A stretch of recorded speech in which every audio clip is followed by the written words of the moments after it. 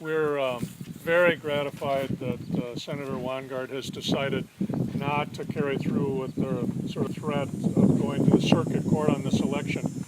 We thought it would have been very inappropriate. If you look back in Wisconsin history with vote spreads of 800 like that, we felt no likelihood at all that he was going to succeed. We had a very consistent vote total, if you recall, on election night in the canvass, and then with the recount, essentially you're at 800 votes plus or minus a few. So we have been confident since election night. We've been kind of expecting Senator Wanggaard's call, and we did get that this morning. He gave me a call and wished me well, said that he would not be following through on the court challenge, and made me very happy. We're ready to go to work and look forward to getting to Madison. What we outlined, and Senator Lassa did most of the work outlining that, was a jobs agenda that we really feel the Republicans can participate in and should participate in, all the way from assisting small businesses, technical colleges with high demand skills, to infrastructure work, whatever. We have a long list of items, and Senator Hansen has bills he's working on, and Senator Erpenbach as well. We have a lot of items that we could get to work on, and I think Senator Miller's message last week was, we don't really want to wait till January.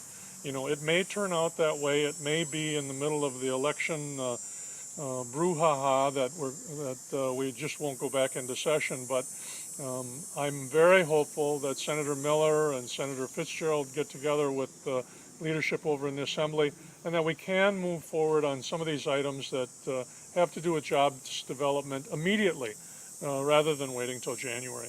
But I'm very happy to have anyone do an investigation of these elections. I think both sides, Democrat and Republican, want to see fair, impartial elections. I believe that's really what happened in Racine, that there was the best effort made by folks to conduct a fair election. There were irregularities, and I don't see any problem with looking at those irregularities and trying to make suggestions on how these elections can be conducted better. But I don't see fraud, and I think we'll see that in a day or two whenever we get the word from the Sheriff's Department or the District Attorney's Office here.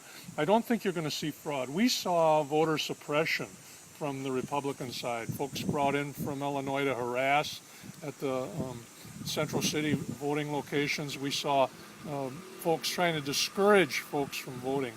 Democrats try to encourage folks to vote, and we think that the election was a wonderful example of that. We had very high turnout. We had consequently a little confusion at the polls because there were so many people showing up. But we believe that those were legit voters and that we had a good election, and we're happy with the result.